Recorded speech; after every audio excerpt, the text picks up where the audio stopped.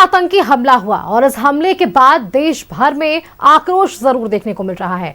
आइए आपको ग्राफिक्स के जरिए समझाते हैं कि किस तरह से पहलगाम में यह आतंकी हमला हुआ, जहां 28 बेगुनाहों को निरसंस उनकी हत्या कर दी गई। इस पूरे हत्याकांड को लेकर लोगों में आक्रोश लगातार बढ़ता जा रहा है। आतंकी हमले से देश में आक्रोश है। आतंकवादियों के खात्मे की मांग कर रहे हैं। 3 आतंकियों के स्केच जारी किए गए हैं। चश्मदीदों से पूछताछ के बाद स्केच जारी किया गया। हमले में 2 स्थानीय आतंकी भी शामिल बताए जा रहे हैं। आतंकियों के हेलमेट में कैमरे लगे हुए थे।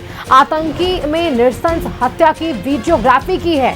पहलगाम के आतंकी हमले की जांच जारी है। अस्पताल जाकर घायलों से अमित शाह की मुलाकात हुई है। आतंकी बख्शे नहीं जाएंगे। अमित शाह ने यह जरूर कहा है, भारत आतंक के आगे नहीं झुकेगा। हर भारतीय को हमले का दुख उन्होंने बताया है। जम्मू कश्मीर के बारामूला में सेना ने ढेर किए 2 आतंकी। दिल्ली में आज शाम 6 बजे सीसीएस की महत्वपूर्ण बैठक होनी है। अमित शाह सीसीएस को ब्रीफ भी करते नजर आएंगे और पीएम मोदी की अध्यक्षता में ये सीसीएस की बैठक होने वाली है। पीएम मोदी इस दौरान बड़े फैसले ले सकते हैं। भारत की कार्रवाई से पहले पाकिस्तान में डर का माहौल जरूर देखने को मिल रहा है। पाकिस्तानी सेना ने एलओसी पर हाई अलर्ट घोषित कर दिया है।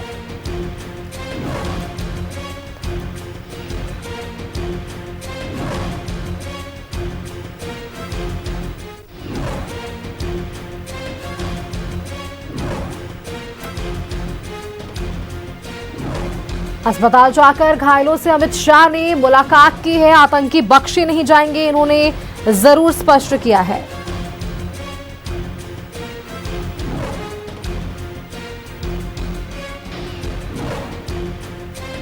जम्मू कश्मीर के बारामूला में सेना ने इधर 2 नक्सली को ढेर कर दिया है। दिल्ली में शाम 6 बजे सीसीएस की बैठक होने वाली है। पीएम मोदी की अध्यक्षता में ये सीसीएस की बैठक होगी। बैठक में पीएम मोदी बड़े फैसले ले सकते हैं। भारत की कार्रवाई से पहले पाकिस्तान में डर का माहौल जरूर है। एलओसी पर हाई अलर्ट जारी कर दिया गया है। देखिए जिस तरह से यहां पर पहलगाम में आतंकी हमले हुए, इसके बाद ये जानकारी मिल पा रही है कि आतंकवादियों ने अपने हेलमेट में कैमरे लगाए हुए थे और पूरे इस हत्याकांड को लेकर वे वीडियोग्राफी कर रहे थे। फिलहाल ये सारी चीजें जांच का विषय है और जांच बिल्कुल आगे बढ़ रही है। प्रशासनिक स्तर पर बड़े अधिकारी यहां पर लगातार कैंप कर रहे हैं। खुद गृहमंत्री अमित शाह भी वहां पर पहुंचे थे। उन्होंने घटनास्थल का मुआयना भी किया।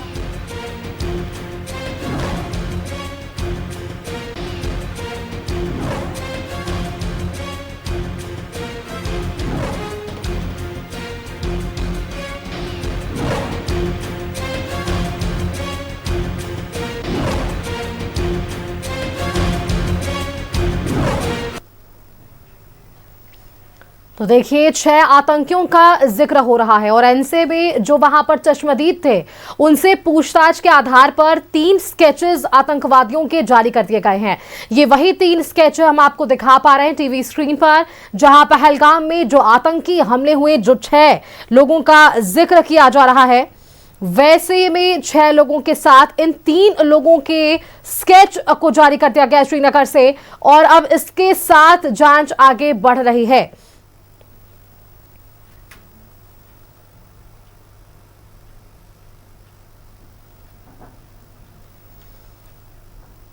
ये बड़ी खबर है। देखिए बारामूला में भी सेना ने 2 आतंकी को ढेर किया है और अब जिस तरह से पहलगाम में आतंकी हमले हुए, इसके बाद ये जांच आगे बढ़ती जा रही है और कई सवाल यहां पर उठते जा रहे हैं। इन सवालों का जवाब वो पीड़ित परिवार ढूंढ रहा है। वो पीड़ित परिवार का परिजन जो है इन तमाम सवालों का जवाब ढूंढ रहे हैं।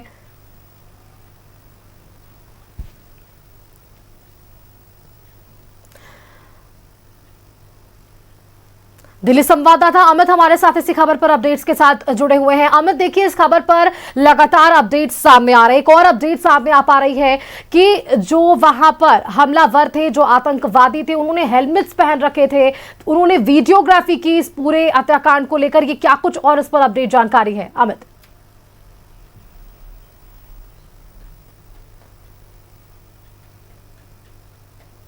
अमित, मेरी आवाज आप तक पहुंच रही है?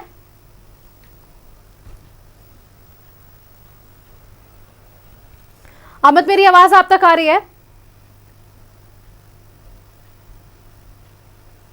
जी अमित, बिल्कुल। देखिए जिस तरह से ये पूरा हमला हुआ और इसके बाद परत दर परत जिस तरह से जांच आगे बढ़ रही है, कई बातें सामने आ रही है। पहली बात कि यहाँ ये भी जरूर जिक्र किया जा रहा है कि जो आतंकवादी थे, जो हमलावर थे, उन्होंने हेलमेट्स पहन रखे थे, उन्होंने इस पूरे हत्याकांड को लेकर वीडियोग्राफी की। और इसी के साथ मेरा आपसे दूसरा सवाल ये कि अमित, आप देखे होंगे जब भी जम्मू कश्मीर की बात हो रही है, वहां जिस तरह से पहले हालात थे, इन हालात को किसी से छिपाया नहीं गया। वो सभी को पता है कि जम्मू कश्मीर में किस तरह की स्थिति पहले थी। अगर वहां पर पर्यटक क्षेत्र को घोषित किया गया तो पर्यटकों के लिए वहां पर जो पहुंच रहे हैं लोग, उनकी सुरक्षा में इतनी बड़ी चूक कैसे हुई?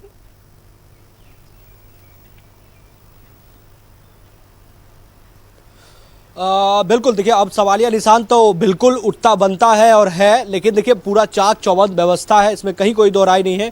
370 हटने के बाद आपको कभी ऐसी सुख खबरें नहीं आई होगी जो इस तरीके की घटना हुई थी। लेकिन बिल्कुल आपने सही कहा कि बिल्कुल जो आतंकवादी थे वो बाकायदा वर्दी में थे, हेलमेट पहने हुए थे, हेलमेट में कैमरा लगा हुआ था। इसका मंशा आप समझ सकते हैं। लेकिन भारत है, देखिए जवाबी कार्रवाई के लिए तमाम तरीके की व्यवस्थाएं हो रही है। 3 घंटे तक रक्षा मंत्री राजनाथ सिंह जो है वो सीधे तौर पर बैठक की है, उसमें तीनों सेना के प्रमुख मौजूद थे। ये बैठक जो है 3 घंटे तक चली। क्या क्या ऑप्शन हो सकते हैं जवाबी कार्रवाई के लिए, थल सेना से ने भी अपना पक्ष रखा कि हम क्या क्या जवाबी कार्रवाई में कर सकते हैं। दूसरा, वायुसेना भी ने भी अपना पक्ष रखा कि क्या क्या जवाबी कार्रवाई में कर सकते हैं। इसके बाद तमाम तीनों सेना प्रमुख ने अपनी अपनी बातें रखी। बहुत सारी चीजें स्क्रीन कैमरे पर नहीं बोल सकते, बहुत सारी चीजों नहीं बता सकते, चूंकि सुरक्षा के दृष्टिकोण से बहुत सारी चीजें नहीं बताया जा सकता कि क्या अगला प्लान होगा, क्या नहीं होगा। लेकिन तीनों सेना प्रमुख ने अपने अपने तरीके से क्या ऑप्शन हो सकते हैं जवाबी कार्रवाई के लिए, उन्होंने अपनी बातें रखी है। क्योंकि देखिए मात्र अमित शाह का वेट हो रहा है। गृह मंत्री अमित शाह जैसे ही दिल्ली पहुंचेंगे तो अमूमन जो हमारे सूत्र है वो ये बता रहे हैं कि शाम 6-7 बजे का वो वक्त होगा जब सीसीएस की बैठक दिल्ली में होगी। उस समय वहां पर पहुंचकर जो ऑप्शन दिए गए हैं, बताए गए हैं, चूंकि हर एक, क्या आईबी के चीफ भी अमित शाह के साथ वहां पर थे क्या किस तरीके की घटना हुई, पूरा ब्रीफ किया गया है।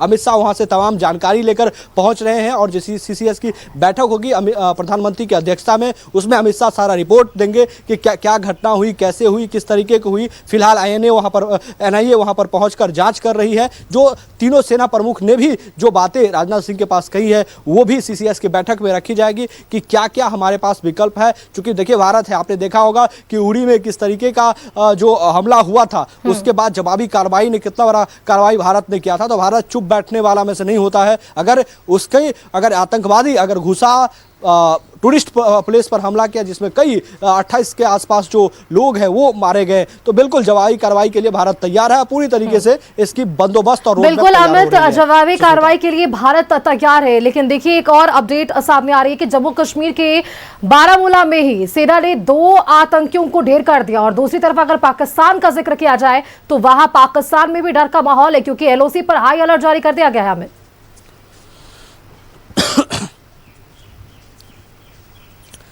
बिल्कुल, देखिए डर के जो वो काम किया है उसके बाद डर का माहौल तो अमूमन रहना ही चाहिए। क्योंकि ये बार बार मैं बता रहा हूँ, ये भारत है और वो भी 2025 का भारत है, तो बिल्कुल डर तो रहना ही चाहिए। और यहाँ भी तमाम जगहों पर सुरक्षा व्यवस्था जो है वो हाई अलर्ट पे है। क्योंकि ऐसा आशंका नहीं था जिस तरीके की ये घटना, आतंकवादी घटना हुई है, तो बिल्कुल पाकिस्तान में भी तमाम चौकसी बरती जा रही है, तमाम हाई अलर्ट पे रखा जा रहा है। लेकिन इस सबसे हाई अलर्ट बतलाने से कोई फर्क नहीं पड़ता है। इंडिया के पास क्या विकल्प है, किस तरीके का विकल्प होगा, उस पर बातचीत हो रही है। और जो विकल्प सुझाव दिए हैं खासकर तीनों सेना प्रमुख ने, वो सीसीएस की बैठक में तय होगा कि क्या आगे का रोड मैप होगा।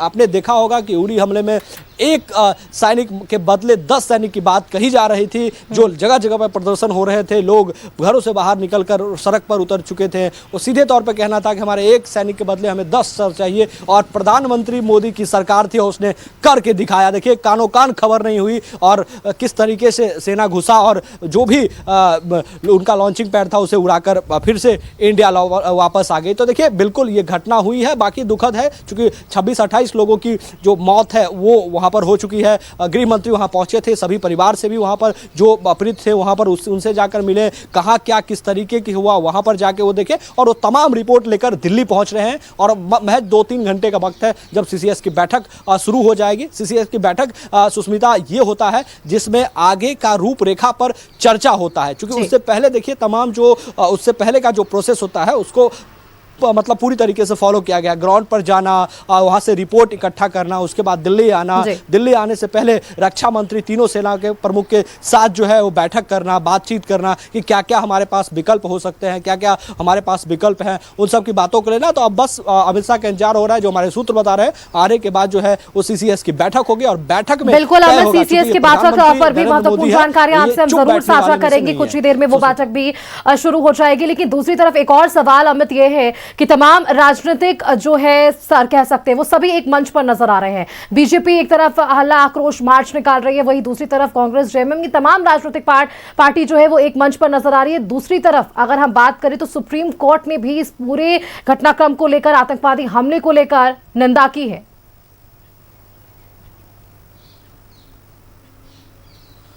बिल्कुल देखिए राजनीति और पॉलिटिक्स अपने जगह है, वार पलटवार अपने जगह है, सिकवे गिले अपने जगह है। लेकिन जब देश का सुरक्षा का मसला अगर आता है तो बिल्कुल इसी तरीके से एकजुटता दिखानी होती है। जिस तरीके से पक्ष हो या विपक्ष एकजुटता दिखा रही है, एक मंच पर खड़ी है, एक सुर से बोल रही है कि ये घटना जो हुआ है वो वाकई निंदनीय घटना हुआ है, लेकिन इसकी जवाबी कार्रवाई होगी। तो बिल्कुल ये बहुत ही अच्छी खबर है। जो भाई लोग भी देखिए जगह जगह पर जो है वो लोग सड़क पर आ रहे हैं और यही मांग कर रहे हैं। दिल्ली में भी हाई अलर्ट पे है, जो खासकर पाकिस्तान एम्बेसी है उसके बाहर सुरक्षा के तमाम वो पुख्ता व्यवस्था कर दिया गया है कि इससे आगे लोग नहीं जाए। लेकिन विरोध प्रदर्शन सीधे तौर पर हो रहा है। कुछ देर के बाद ऐसा खबर है कि जंतर मंतर पर कुछ लोग आएंगे, वहां पर भी कैंडल मार्च होगा और पाकिस्तान के खिलाफ जो नारे होते हैं वो लगेंगे। लेकिन ये सुष्मिता बहुत ही अच्छी खबर है कि जो आपने कहा कि सभी राजनीतिक पार्टी एक मंच पर दिख रही है। बिल्कुल सुबह से ही सभी राजनीतिक पार्टी एक मंच पर दिख रही है।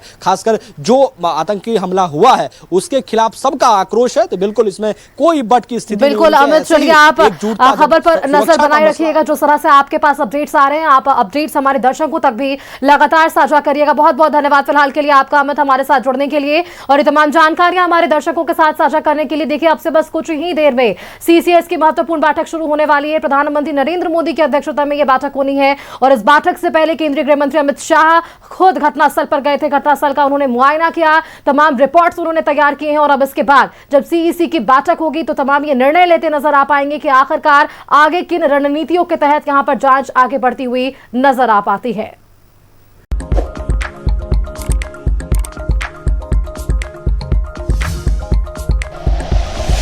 Like and share videos, subscribe करें हमारा चैनल और प्रेस करें बेल आइकॉन। न्यूज़ 11 भारत, सच है तो दिखेगा।